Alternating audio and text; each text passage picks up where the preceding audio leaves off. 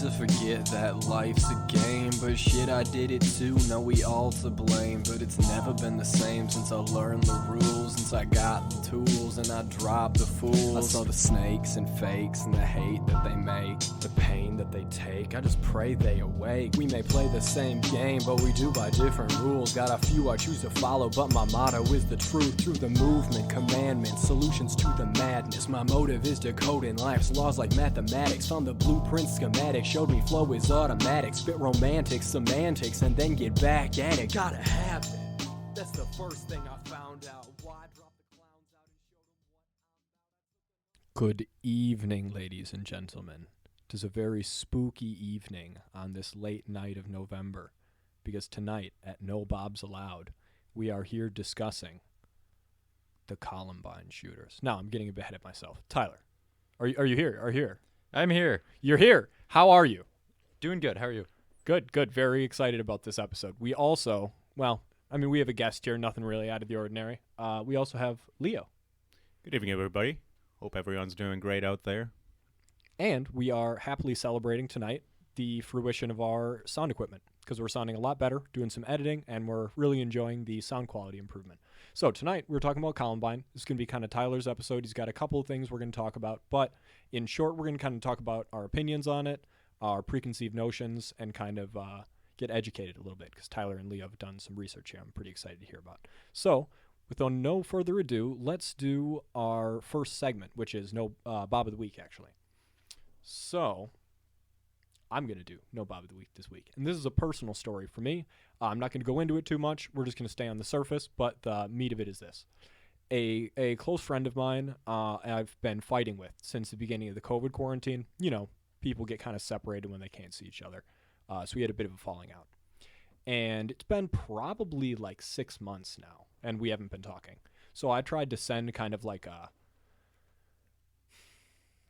olive branch, whatever. A little thing to be like, yo, I don't care if we're fighting. I don't care if we're not speaking. Here's something I found that reminded me of you. I know you'll like it. Here it is. And so I gave this out to my buddy. I sent it through like a third-party messenger, real sneaky like. You remember, Ty? Yeah, because through Joe. You gave it to me to give to Joe. Yeah. So that's true. Yeah. Tyler was involved. Yeah, you know exactly. So yeah, I forgot that you knew the play-by-play on this time. So a day or two ago, see the same buddy again. I see Joe, and I get the story of how it was interpreted, and this is where I'm not going to elaborate because there's no need to bring it negative energy. But the guy took it he did not take it well. He took it the other way, like it came from this place of like, yo, like I care about you. I don't give a shit if we're beefing. Here's a little gift I have for you. I literally found it in my drawer, and I'm ready to not have it. So here, take it. And he took it as a dig or like a jab. I didn't like it. So that's my Bob of the Week. This guy that I sent. So I guess this is a call out to my close friend that I've not been speaking to for 6 months, even though we only have 3 listeners here at No Bob's Allowed. Maybe he'll hear these words someday and he'll be like, oh man, I was being an asshole. I don't know. Me too. But in all reality, that's a Bob fucking way to take something. Something that I think of in my own life is this mantra. I don't care how you meant it. Here's how I'm going to take it. Meaning, I don't know if you meant that in like a hateful way or like however you meant it. I'm not interested in even acknowledging it unless it was taken in a good way. So it's like, if you take it that way, it shows that you had a desire to create a negative situation because whatever that beef is, you're still chewing it over. And that's totally cool. However, you just bobbed out as another opportunity for me to bring you back into my life. So that's a Bob move right there. So that's my Bob of the Week. So moving forward, what the fuck y'all think of that? Be wary, everybody out there. Nobody is immune from being a Bob, and no one is immune from becoming the Bob of the Week on our show. Not even us. Right, you are. Not even us. True words. That was kind of threatening, and I think you're right. So I would say we should start getting into Columbine because I'm pretty interested to hear where this is going to get going. Yeah, so one of the main reasons why I wanted to do this, and hopefully unlike the last episode I hosted, this one doesn't get Which I was gonna mention back to that. I think someday we should air parts of it because that's the Halloween episode, and it's kind of I kind of hosted the psychedelics one, and that one got that too. Man, it's been your hosting has taken a lot of meteorites from space. That's all right. We're rising up here. But hopefully this one sticks. Hopefully it's all good. The reason I wanted to do Columbine is because if you are in our age group, maybe you're a little older, or anybody below us, Columbine affected you in some way. There were a lot of laws and policies that were put in place because of this, that some good, some bad. Okay, but regardless of the effect, a lot of new laws got put in. Well, yeah, okay, understandably so. So we all had our ideas of what happened in Columbine and what were the causes. Yeah. I don't want to get into the actual events. If you want to go do research into what actually happened, by all means, it's pretty gruesome. Gruesome, yeah. With that being said, let's all go around the room and talk about our preconceived notion of why did this happen? Now, I'm like many in where I felt that it was these kids that got bullied and they had enough of it. They grabbed their parents' guns and they went to school and they shot all their bullies. That was my personal how I thought Columbine happened. How about you, Leo? Yes, that's definitely what the media makes it look like, that these kids were victims, that they were driven to do this. The media has spun 1,000 different angles on the shooting, and I am glad that we got into doing the research about it. It shone a light on the subject. It's nice to now finally know the truth about what has occurred over there. I have heard of Columbine, I believe, for the first time when I was 13, because I was a fan of Marilyn Manson's music. I still am. I started listening to Marilyn Manson when I was 9 back in Ukraine. I didn't even understand the lyrics, just really liked the music. I mean, I could understand some of the swear words. Yeah, but none of the words. Not the gist of it, or that many people thought that it's satanic music. Obviously, Marilyn Manson had this one album in the 90s, Antichrist Superstar, and the religious people were not fans of that at all, Christians especially. Marilyn Manson got connected to the Columbine shooting. There were parents that were trying to sue him, blame his music. He actually had to go to court, I believe. And it was kind of ridiculous to me. So that's pretty interesting, because that's kind of along the lines that I thought about it. Yeah, I didn't know much about it. I just knew it was a couple. My gist of it was it was a couple troubled kids who just went to school and killed a bunch of people for no reason. That was my initial understanding of it. Yeah, and that's what I initially thought, because kind of like Tyler and I went to high school together, so we kind of grew up through this era at the same time. So I thought kind of what both of you guys thought. But then additionally, when I went to the university, I started studying human psychology. And so we studied these types of people a lot. So basically the idea that I got in my head was basically that it was one gregarious like psychopath leader and then a bunch of followers, or like however you do it, like comparing it to Charles Manson and like the Manson family, because we studied that in social psychology, meaning like like group dynamics. Yeah, I would agree there's some similarities in that, in a sense that Eric was the leader in the whole planning and kind of masterminded the whole thing overall.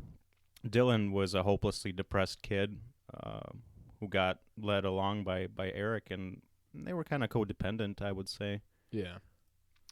I would also argue, though, that just because Dylan had a different mindset, that doesn't negate the fact that he still went along with this and, he still killed people. But that's just my personal. I Yeah. don't give sympathy to either or. I take both of the cases as Because they're both integral. yeah. Yeah. And both psychologically both are very interesting to diagnose. Yeah. So I think before we get into that, since we're still talking about kind of like incoming bias and like expectation when it comes to like school shootings and things like this, because right now they're so popular in the media, like it's a serious problem that America is dealing with right now. So I wanted to take a second to talk about incels, because this is, I don't know how you want to structure this, Ty, because on one side, you were just saying off air that you don't think that that's really the case here, that it was kind of a different thing than incels. So I'm going to talk about it in terms of the typology that I'm going to talk about is people who would copycat this, or people that would look up and fantasize, or like whatever, like write letters in prison to people like Eric and Dylan, who actually went out and did the fucking massacre. So I'm going to do this kind of briefly because I guess this doesn't apply quite that much, but incels is great. It's an internet group. Incel stands for involuntarily celibate. And the most famous of this is the Proud Boys. I don't know. They're getting a lot of media right now because they're exceptionally fucked. The fact that they call themselves involuntarily celibate, people in the media sometimes say that that's an offensive thing to call them. They name themselves because they consider themselves involuntarily celibate, and that's what they band together based on. And that's what I have a problem with, that they're banding together based on an ideology. Like, rather than, like, even as people, they're like, they've labeled themselves like, my identity is the fact I'm involuntarily celibate, and I'm mad about it. Anyways, not to get too deep into it. Basically, it's like young dudes who feel that they have no options to procreate and are very angry about it. And I mean, on a personal note, they believe that women have an obligation to sleep with them to procreate. And they seem to believe that when women reject them, it's the woman's fault for rejecting them and not their own fault for being very low value and kind of a horrendous person. But that's an aside. So these groups, like these incel groups like the Proud Boys, initially were kind of more just like online forums, like kind of nerdy dudes that just, they don't get laid, so they don't leave the house much. Like they're just on the computer all day. And so they're always talking on forums and websites and shit. So the Proud Boys develops, and initially they're kind of benign, like just talking some shit online. But then in whatever, like let's say 2018 maybe, they get put on the terror watch list because a couple of their guys claim responsibility for a couple of school shootings and shit. They and then they go and like check their computers and whatever. I don't know the exact story, but yeah, like Proud Boys being linked to people taking credit for these things and being like proud of it, saying like whatever for whatever reason.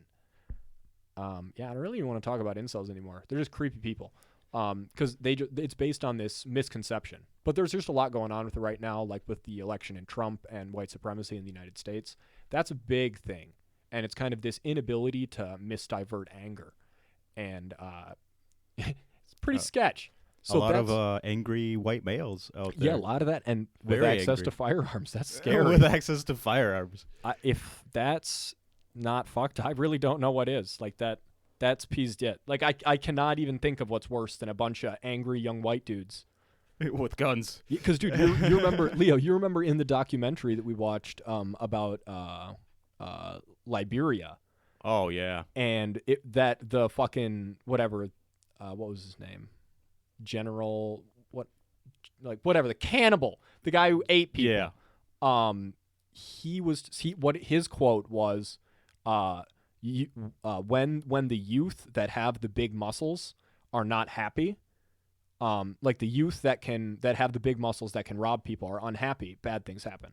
Like, I don't know, that was a bad quote, but meaning like when those militant youth are unleashed and they're not satisfied, like they have nowhere healthy to put their anger. That's how in Liberia you get like murder and rape in the street. Yeah, and they literally gather in militant groups, not just two people, but hundreds, and then they'll go and they'll attack a neighboring community. It's a lot of angry young people too, with no options. But in this, in the case of Columbine, what do you? there were previous shootings before it happened. What makes it so unique is it became an active military zone in a place where there were mostly civilians, people who have never seen any kind of war or have been exposed to combat. And all of a sudden, these kids, what do you think, Tyler? It's fair to say that they're privileged, right? Yeah. So that area is very middle class. It's Colorado, it's right? Colorado. Yeah. Very mid upper class. I'm guessing many of them didn't really have to struggle with anything. In terms of having their needs met, they had activities that they did. They economically wise, yes. Yeah, they had caring, loving parents. They had friends. Eric, he had difficulties because he was in the military family. He got moved to 5 different schools. I think it was something like that. Yep. But when he got to Columbine, sophomore year, he's both Eric and Dylan. They were very closed-in kids growing up. They were both very kind of timid, shy, also very gifted, very intelligent, very outgoing, just wanting to learn as much as they possibly could. Dylan was in special advanced learning programs till he started Columbine, I believe, or until he started middle school, which for whatever reason didn't offer more advanced programs like he had. It was up to Columbine, and then so when he hit high school, that's when he went to normal schooling. Up until Columbine, he was in advanced courses. Okay, so it was Columbine, and then when he started Columbine, he got exposed to a lot of the kids that he referred to as dumb, who don't get him, who don't understand him, and he pretty much he got exposed to I don't know whether the actual schooling, a bigger club, so to say. So to go back really quickly, I just wanted to say that it depends on what reference you look at. Some would classify these guys as incels. Some might not. The thing with them is they did have friends and they did have girlfriends, as far as I understand. But one of the documentaries I was listening to with their buddy, he was saying how they had, in quotation marks, girlfriends, and they could have potentially died virgins. So yeah, I'm going more on the. I doubt it. I doubt it too. Okay, I think that, and that's kind of why I don't even want to discuss incels anymore, because it's such an oversimplification, right. And that's why I talk about that community with such disdain, because they're like, I mean, I get it. Like, I've read a lot of Freud, and I do genuinely believe that, like, the root drive for humanity is sex, of course, but there's no need for them to identify themselves based on that. It's a very bad way of thinking. Just as the same way, just to think that the big difference of whether these guys were going to shoot up the goddamn school was whether they had girlfriends or not. That's such an oversimplification. So that's why I say that the incels thing is kind of an aside, but there's no need to go too into it. So absolutely. Most of my information is coming from, he was a reporter, one of the first reporters at the shooting, and he actually later on wrote a book about it, and this book is called Columbine. The man's name is Dave Cullen. The way that he portrays this is, these guys were not these bullied kids that the media kind of portrayed them out to be. They had friends. Bullying was a thing at Columbine, but they were not bullied themselves. They were pretty popular. Yeah, they were pretty popular. Kids thought they were cool. Yep. They had nice cars. They had the latest technology. They were smart. Yeah, they were smart. They were really into the video and computer technology, and they always got like the most recent thing out there. They had very many options and a really nice, cushy upbringing. So I guess I want to start things off with one of the biggest issues with Columbine. It was the media. Now, we all know media. They want their story. They want to be the first one on it. It's a business. It's a business. Many of these reports were coming in as the shooting was happening, they were interviewing these kids who didn't even know them, and it was kind of like, oh yeah, like I know them. They're but they didn't actually know them. And kids in the school were calling the news outlets and trying to like give them information. And the police were like, you guys need to cut that out. Like, tell the kids not to call. And they kind of half-assed, like, was like, yeah, kids, don't call if you're in Columbine. Like, they kept rolling it. Instead, the media people would have phone conversations where they would say, you can't tell us that. Don't tell us where you are. Don't tell us where you're hiding. Some of the news people would kind of wake up to what they were broadcasting and started actually overriding what the people were talking into their headphones. I'm getting lost. This was going on for long enough that they had people calling in and out? Yeah. Oh, yeah. The whole thing took 3 hours. What the fuck? It started at 11:17. During lunch A. Like, lunch as soon A. as lunch A came, yeah, they came in. This is where I think we should mention that Columbine was not a school shooting. It was not supposed to be a school shooting. No, it was not supposed to be.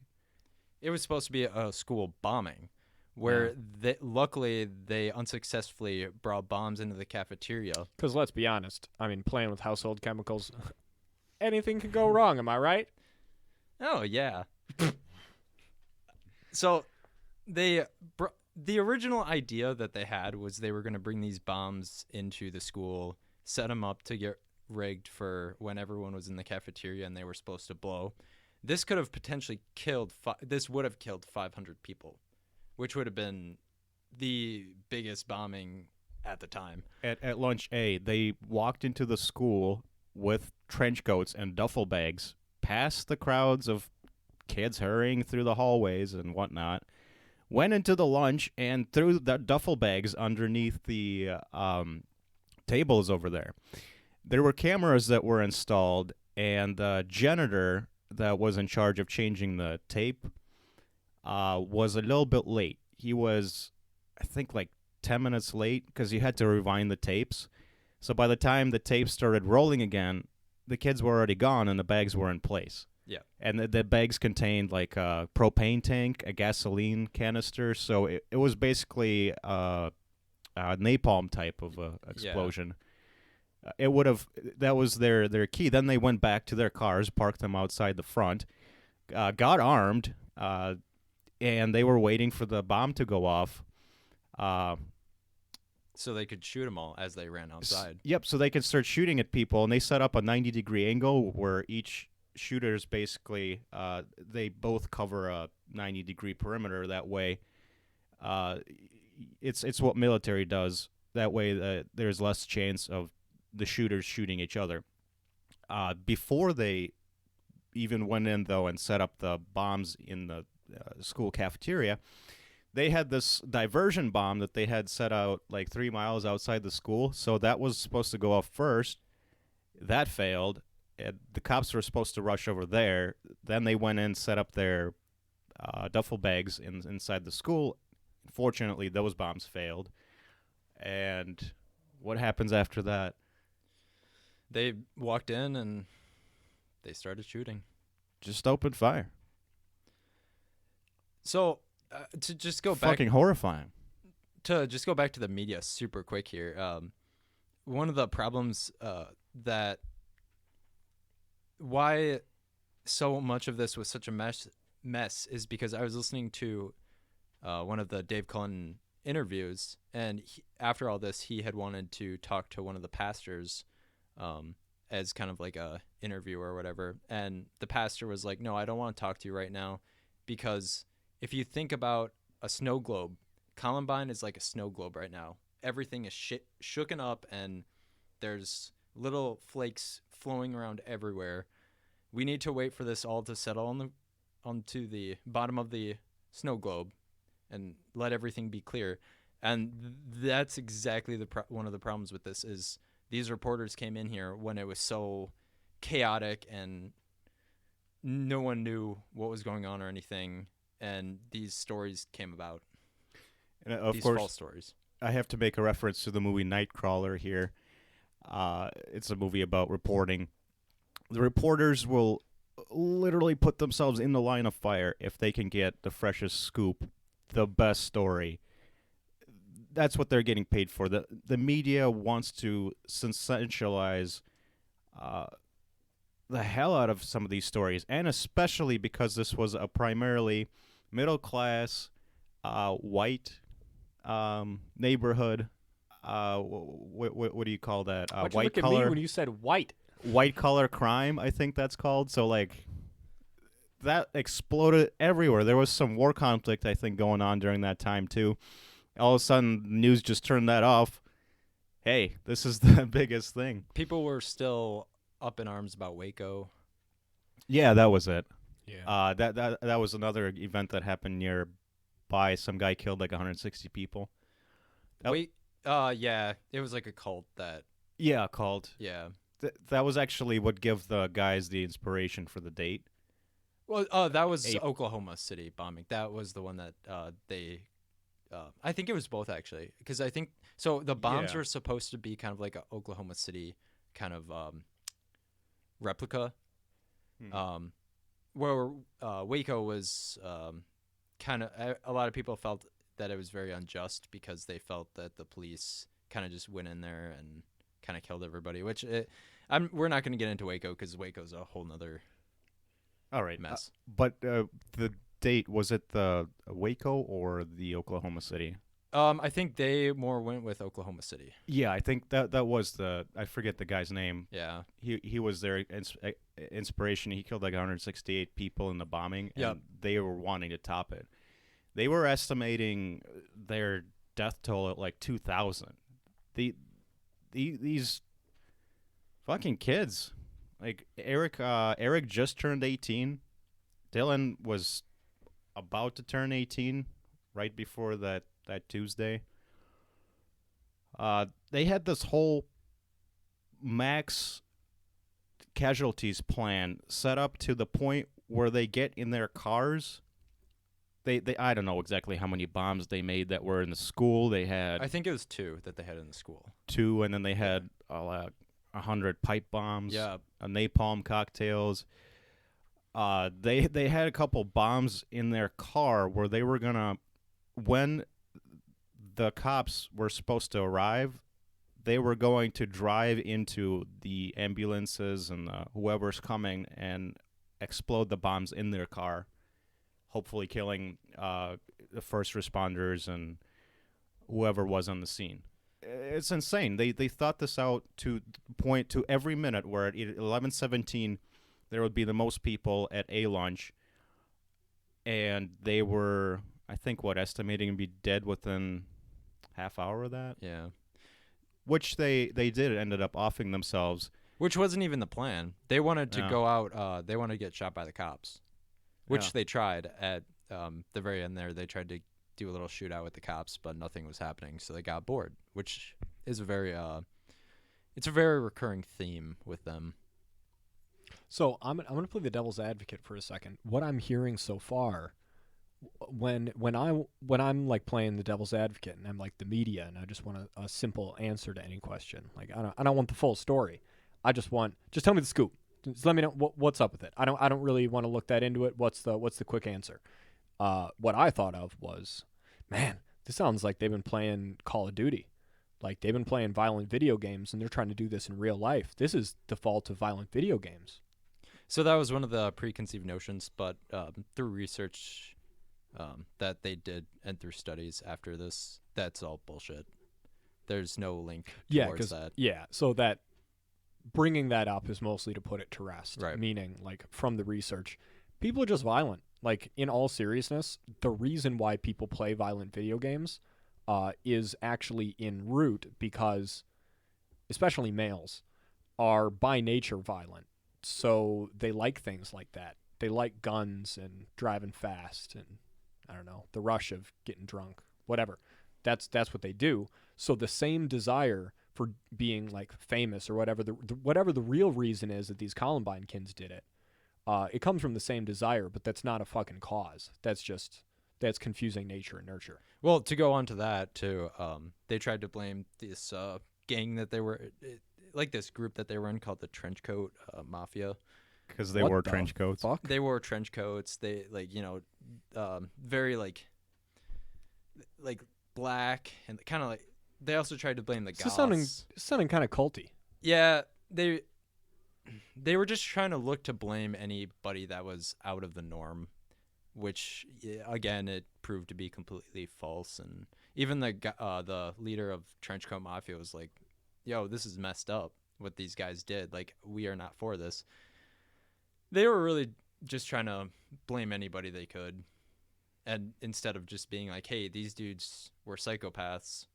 And they just wanted to kill as many people as they possibly could, and it didn't matter what they were wearing or who they associated themselves with.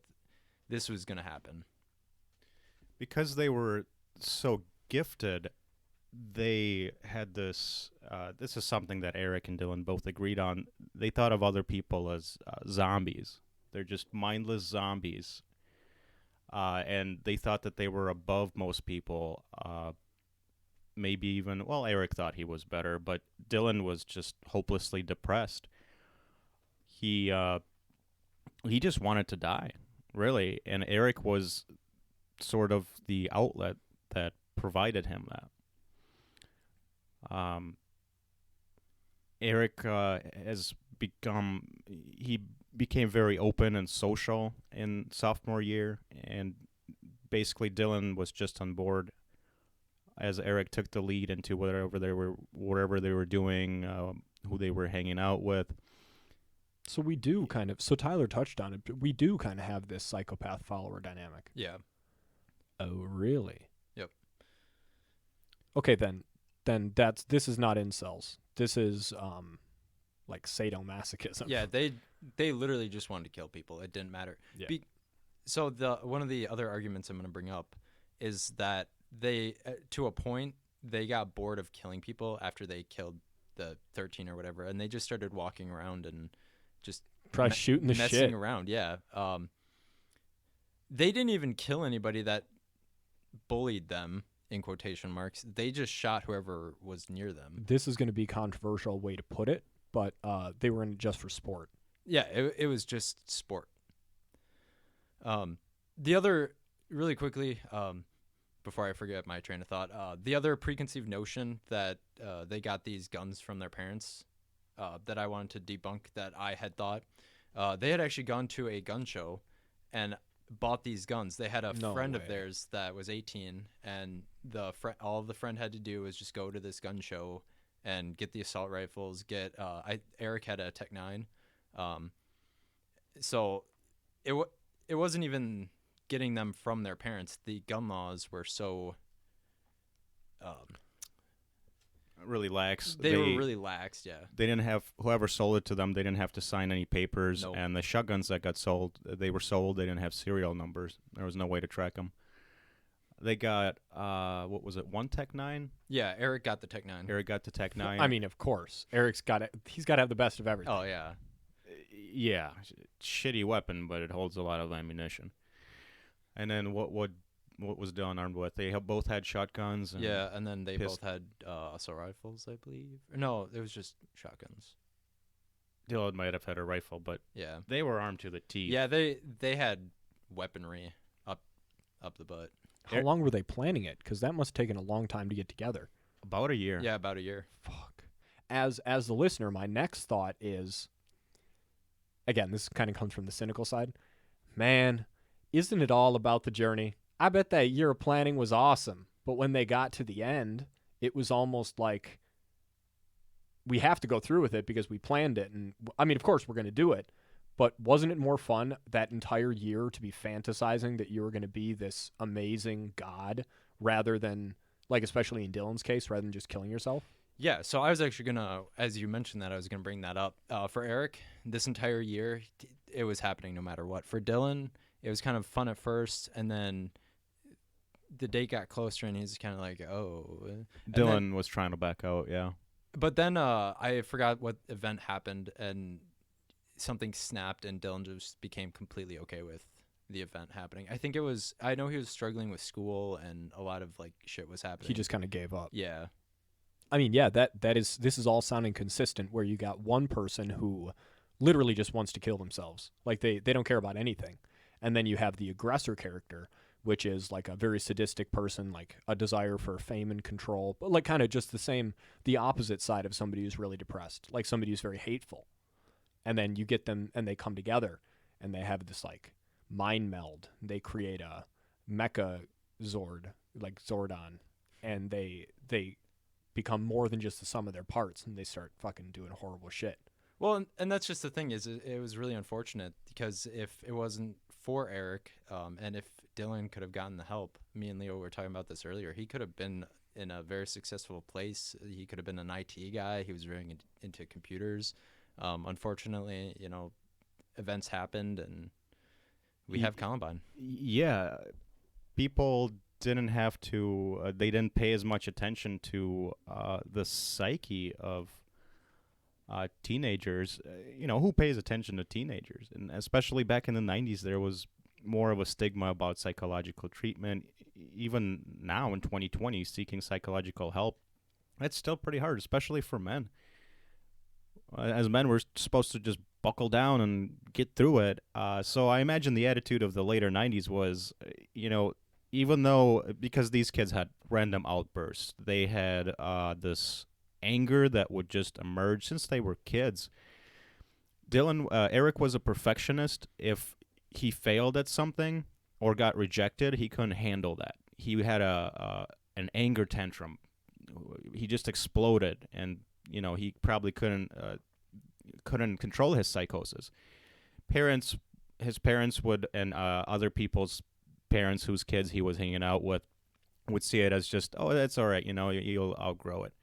With Dylan, it was pretty similar, but Dylan did not like being criticized. He had extremely low self-esteem. When he was a teenager, he became extremely depressed. He couldn't make social connections. It was very difficult for him.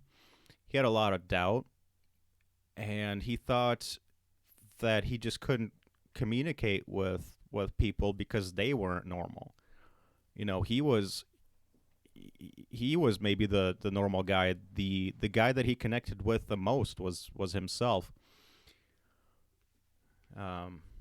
Yeah, so just to... Sounds like you really empathize with the guy, Leo.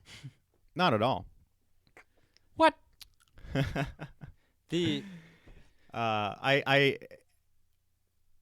cannot empathize with someone who's committed such an atrocity.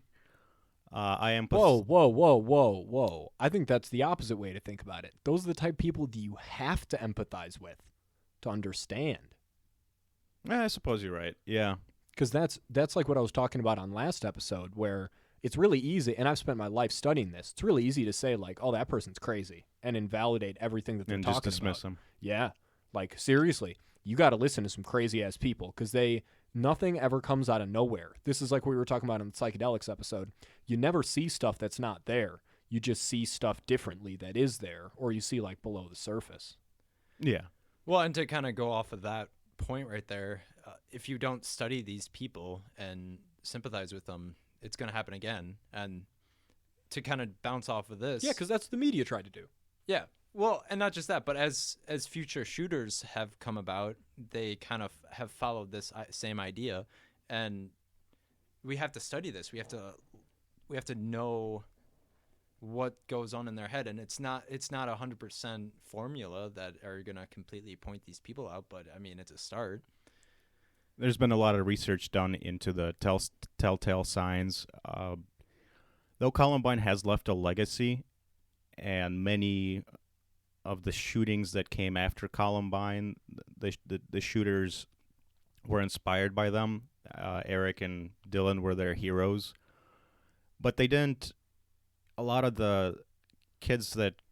It was younger white males that were involved in these shootings. They did it solo. And I think some of them, a good number of them, had more significant... Well, I don't know. Who's to say? Did they have a? Is it the upbringing that makes you cause it? Is it like the chemicals in the brain? Maybe some of these kids had it worse off or better off. Somehow they got this fantasy in their head. A lot of them were maybe on a power trip where they just got to feel like God for that hour, or maybe some of them did commit suicide. I always think about it like Tiger King. They just were not stimulated enough. Remember the guy from Tiger King? Like his complaint right at the end, right before he kills himself, is there's not enough weed. Joe's got to give me more weed, and then he goes and blows his fucking brains out. It's like nah. These kids, they needed more video games. That could have been part of it. You make a good point. Maybe it was lack of stimulation. I think it was a little bit of both, but in this case, I would argue more for the nature. Yeah, and that's where, like, from a psychology background, the only thing I really have to say on psychopaths is when we study psychopaths, the only condition that we know that is without a doubt untreatable is psychopathy, because maybe there is a treatment we haven't discovered yet, but every single behavior like treatment procedure or whatever, like treatment program that they've put, even like adolescents with psychopathy, doesn't do anything. It's because it's not a condition. It's a personality disorder, and it doesn't change. Well, and both the Klebold's and the Harrises, they were both good parents as far as research has shown. They didn't do anything wrong. They raised their kids in very very healthy environments. So that's why I really can't. I would really argue more towards the nature versus nurture argument. But that's just what my research had come up with. Do you think America as a nation started paying a lot more attention to teenage depression after Columbine? Yeah. Well, and especially after more of these started happening. One of the interviews I was listening to, it was a 2019 interview, and Columbine is not even in the top 10 of mass shootings anymore. I don't even know. Yeah, it may have even dropped since the interview, but sorry to interrupt. It's kind of ridiculous for me because I lived in Ukraine. It was unheard of that there was a school shooting. I moved to America in 2005. I haven't heard anything about it. One day we were doing an active shooter drill in middle school that I attended, and what the fuck? I was like, what's an active shooter? Why would there be a shooter at a school? I didn't really understand it. But then in Verona High School, they are for army. In Verona, yeah. In Verona High School, they do an active shooter drill. All they do is close the door and turn the lights off, and everybody just sits quietly for 10 minutes. It's like, dude, if there's an active shooter, I'm not fucking sitting here. I'm gonna be dying trying to take the motherfucker out. Well, I think that's a good segment to jump to. Oh my God, the teacher's like, don't worry, kids, I'll protect you. Leo's looking around like, what the fuck? I'm gonna be protecting the teacher. What's going on? I'm gonna grab the first falling kid and use him as a shield as I try to make my way to the fucking shooter. Well, do you remember the active shooter drills? Now, kids, make sure to just get under. I don't know. I think of them like tornado drills. Like, just get under your desk, and I'm pretty sure that's what we did. Yeah. That's so whack. Yeah, sit there and don't be a nuisance. Turn the lights off and turn the lights off. Don't be oh yeah, we did do those. Yeah. Yeah, turn the lights off. Get behind your desks. They can't see you, even though they're obviously going to see you. And don't be a nuisance. And hope that they are doing odd-numbered classrooms that day. So thanks, America. Get down and hope. Thanks, guys. Oh, actually, pray. That's America's thing. Yeah. We gotta pray. Luckily, we were born in the era where you don't get down and pray. But that's how they used to do it in the old days. They used to just pray the school shootings away. But we had to say the Pledge of Allegiance every But the number of prayers are going down each year. So now we're starting to get these mass shootings crop up because there's not enough prayer to counteract them, when before there was so much prayer going on that these things were kept at bay. Right? Oh, God, religion became extremely popular after Columbine shooting. The area where they were in, there was this huge church that I think had like thousands of members. Yeah. After the Columbine, there was this big Baptist church, and the priest over there was he taught it was like baptism by fire, basically that kind of Baptist church. Pretty extreme. So after the shooting, it was like the Satan is among us. The Satan is walking the earth. And I forgot who it was, Eric or Dylan. Dylan was actually pretty religious. Eric was an atheist, so probably Eric. But I think Eric had this complaint that I read in his journal somewhere in the book, where he was saying that these people need religion to get by on daily basis. They are so weak. There is no such this world is made out of math, science, chemical reactions, physical matter. You know, he was really not a fan that these people were just so weak that they relied on getting through their week by attending a service and whatnot. Of course, after the shooting ended, the churches were filled with kids who haven't shown up to church in ages. They completely ran with it after that. Yeah. They didn't care. Well, Leo, just to take a second, what are your thoughts on religion? Because in Ukraine, did you grow up with a strong religious background in your family? No. Well, some of my family members, sure, they were pretty religious. I was baptized. I had a cross. We attended. My mom read to me the Bible to me just as a storybook. We had the kids' Bible, and I liked all the stories. Of course, I would always be like, well, you know what? God doesn't get to decide what I do. And your mom, like a good Soviet, is like, It's neither just do we. Yeah. Yeah, she'd be like, it's just a story, you know. But we attended services now and then. Yeah, well, and sorry, just to... It wasn't heavy. Yeah, but compared to the United States, Oh, yeah. like ex-Soviet, that you crack me up because you're talking about like something that's 1% as if it was actually an influence. But from when I lived in Czech Republic, the old Soviet states, no religion, none. Huh. Like, well, maybe it's just Czech Republic, but you did have some. But Yeah. certainly, Oh, yeah. but Ukraine isn't a religious country the way the United States Oh, is. no, is it? not nearly. When we were moving here, my mom said, get ready, we're moving to a religious country. Don't talk anything about religion. And she made me leave the 3 of my cassette tapes of Marilyn Manson at home, which I ended up grabbing a couple of, because she didn't want like my stepdad to hear it or A smart move. so yeah, I ended up leaving my precious tapes that I ended up getting back on my second visit a few years later to Ukraine. But yes, it was heavily implied. Okay. Yeah, sorry, I didn't want to cut too much into your time, but I just Oh, wanted no, to no. ask that. Okay, so I'm correct in thinking that your background was not really religious. No. Okay, gotcha. In comparison to this crazy ass backwards, like I don't even know what the most slurry thing you can say about a Christian is. Like Well- Puritans, the goddamn Puritans. It's religion's just like the media now. A lot of it's for money, for profit. You had Scientologists showing up trying to get these kids to join after the shooting. All of a sudden, there was a huge market of fresh minds that needed saving, and these are people that. I mean, I understand. Sometimes in your life, you do go through the crisis where it helps to go to church. It helps to be part of a community. It helps to be with people. I think in reality, though, it helps just as much to have somebody to talk to. Somebody to share your thoughts with, rather than thinking of some mythical holy figure that will magically cure all your problems with a wave of a hand, and a little bit of water. Well, in the case of Columbine, it was more the evangelicals that kind of Oh wow. did the worst of the worst. The The worst of born the again worst. evangelicals. It doesn't matter even at all if you've done some horrible things before. Today you can be cleansed of all your sins for $9.95. essentially. Motherfucker.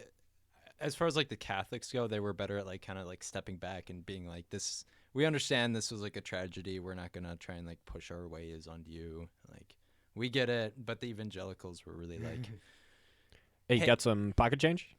money. Wait, are you saving money on school lunches because you're not going? Can I get that?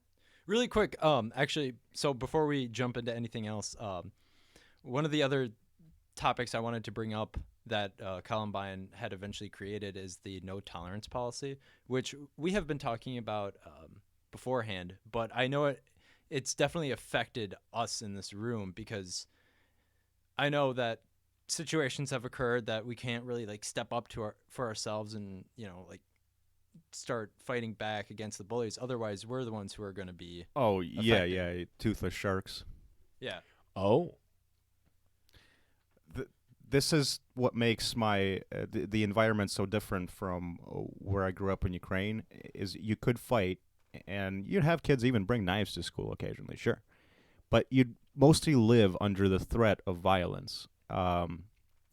Where Avery was talking about the higher testosterone leads to people being more fair. I think it was in the previous episode. Yeah, good callback.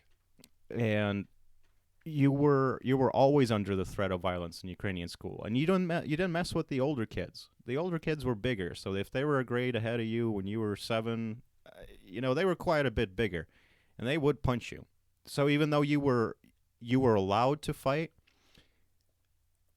the most trouble you would get in is a teacher would talk to you, maybe call your parents, and then your parents would probably whoop your ass at home for getting into a fight. Well, when I moved to when I started school in America, I think I mentioned that on the last episode too, where you get tickets, and you basically feel like a toothless shark. Where I would get so much anger, I'd get into fights. I'd still get into fights, but I had to find a different source to pour my anger out. So I joined the swimming team. Occupied me for a while, but I quit swimming at 14, and I joined a wrestling team for a couple of years, and it really helped to finally give me an outlet where I could just get all the energy out, and while trying to fuck somebody up on the wrestling mat. It was good, actually. I think, maybe if even Eric and Dylan joined, some kind of physical sport, violent sport like that, they were just not into sports. They hated jocks. Yeah, Well, and that's the unfortunate thing about kind of our generation. It wasn't cool.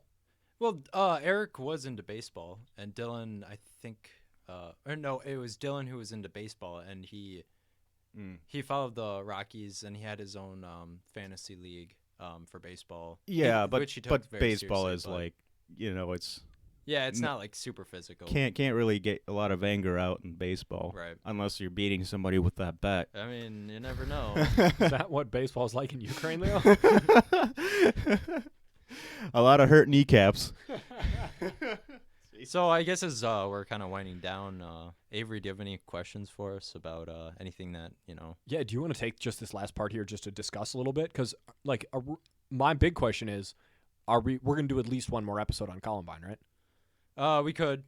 I thought, because that's a long book. That's I'd say it's worth another episode. Well, yeah, how are your notes, or how did you think through it?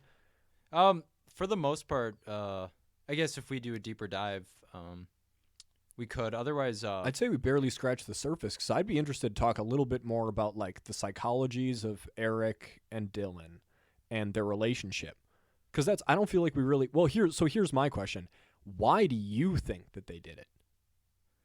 to go back to Leo, I think Eric, he was just he was an angry person, and he had this. He didn't really connect with other people. He was a psychopath. And I mean, what are we talking when we say psychopath? Like, did he exhibit like the early behavioral problems with other children? Like, did he like potentially have a reputation for like hurting animals or shit? Not that I have found through my Because research. genuinely, you usually do see that. He mostly liked fireworks. He was really into fireworks, and he loved burning things. I know he. Oh, we got some arson, do we? Yeah. Burning things. Yeah, he had trouble, some small trouble that he'd get in once in a while. We could Whoa. go into more detail. Wait on a that minute. if we're doing another one. If you just said that he potentially could have been the arsonist type of person, I'd be interested to do another episode. Because that, you remember that episode of Lie to Me when Foster's like, she pulls the research out and correlates that incidents of convictions for arson correlate with incidents of convictions for rape because they are both crimes of power. So when all you have to do is see somebody with an arson charge, and generally it correlates to a equally extremely violent crime like rape or mass murder. Well, and Interesting. He also had very, very bad outbursts to the point where he was threatening. Was he an only child? Did he have No, brothers? he had an older brother.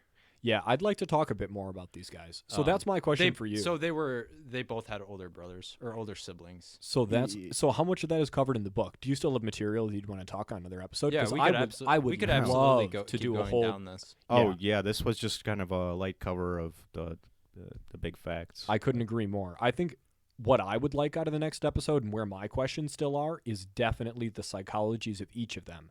I would want to know what their parents were like, maybe what their parents did for a living, what their what their brothers did, what their relationships were like with the brothers, whether they were the oldest or whether. I bet I would put money on the fact that Dylan was not the older brother.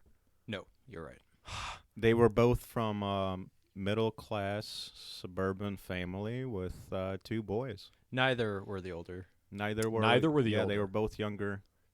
Interesting. So Eric kind of had something to prove being the youngest. Maybe. Wow. I'm they gonna. They both kind of did. So, essentially, in this book and the documentaries that I watched, family-wise, they don't really do a deep dive into that. I'd be curious about going further into that because they kind of just pointed out that the family was not the issue, and then they kind of just kept going.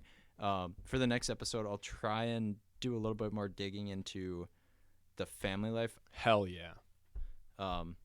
Yeah, I like this. And then we could watch another documentary and discuss that as well. This is cool. You've hooked me. Yeah. Meaning I'd like to do another episode where now that I kind of get where we're at, I'd like to bring it forward a little bit. That sounds fun. It might be kind of hard because Eric's parents, once all this happened, they kind of disappeared, rightfully so. They were sure a they military did. family. They were. See, that I need to know. They were a military family. How do you think that was not relevant? I thought Leo had mentioned that earlier. Yeah, I'm sorry. I might not. I mentioned it. Yeah. Oh, my bad, dude. Yeah, they were traveling multiple times. Yeah. That's crazy. That's concerning. That's how my dad grew, or whatever. Yep. Yeah. But we can go in how That's because that affects. Cool. Because think about it. Think about this. And okay, this is how I'd like to conclude the episode because this is really what I'm going to be thinking about for the rest of tonight. A military family is always on the road. They're always moving. So the child, when moving with them, they don't get a very good capacity to make emotional connections because they haven't generally had them for more than a year or two at a time. So in terms of attachment styles, that's not a secure attachment to their surroundings. So that makes them kind of self-soothe and go into themselves and kind of kind of withdraw. Yeah, Eric was pretty used to always winning, to always being better than the other kids until he met Dylan, and Dylan was his match. And they really bonded. All right. Well, then I'd like to give a shout out to my match, the Dylan of my life, which is Tyler Mack. oh, thanks. I'm really excited about this. Yeah. Shout outs to Big Mac Truck. Yeah, Big Mac Truck. We will definitely be doing a little bit more digging into the background of them. Yeah, I'm kind of curious on what we can find. I had a little bit of trouble with that, but Yeah, who because knows? I'm glad we covered, really all I wanted to get out of the way on the front was the incels, because that just kind of bugs me. Because nowadays, that's all you see. That's who's fucking shooting up schools, just these dudes who are bitching about not getting laid. It's that really shows you that our younger generation You is can't whack. You can't fight. You can't get laid. Fuck else you do? Yeah. Get a gun? I guess. Jesus. Or do something constructive. Well, I guess, no, and then you can't work, whatever. Something else that stops up your energy so it can't go anywhere. Right. Well, do we want to start? Read a book, people. Just please read a book, and then if you're having some doubts of your mind, go talk to somebody, please. It can even be an audiobook, just something. Yes. Do we want to start plugging or? Yeah, dude. You do it, Tyler. Shout the fuck out, man.